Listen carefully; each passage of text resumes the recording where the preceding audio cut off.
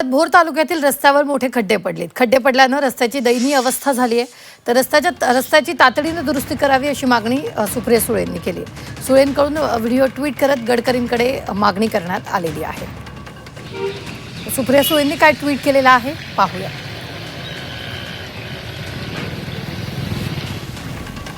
पंढरपूर महाड राष्ट्रीय महामार्गावरील भोर तालुक्यातील छत्रपती शिवाजी महाराज पुतळा चौक ते रामबाग नाका या दरम्यानच्या रस्त्यावर मोठ्या प्रमाणात खड्डे पडले असून रस्त्याची अत्यंत दयनीय अवस्था झाली आहे. हा भोर शहरातील सर्वाधिक वर्दळीचा मार्ग असल्यानं नागरिक, विद्यार्थी, रुग्णवाहिका तसंच इतर वाहन चालकांना दररोज मोठ्या त्रासाला सामोरं जावं लागतंय. खड्ड्यांमुळे वाहतूक विस्कळीत होत असून अपघाताचा धोका सुद्धा वाढलेला आहे.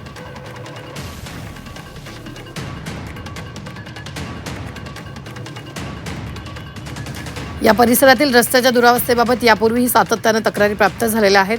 केंद्रीय रस्ते वाहतूक आणि महामार्ग मंत्री नितीनजी गडकरी यांना विनंती आहे की या रस्त्याची तातडीने दुरुस्ती करण्याबाबत संबंधित विभागाला आवश्यक निर्देश द्यावेत, जेणेकरून नागरिकांना सुरक्षित आणि सुरळीत प्रवास करता येईल.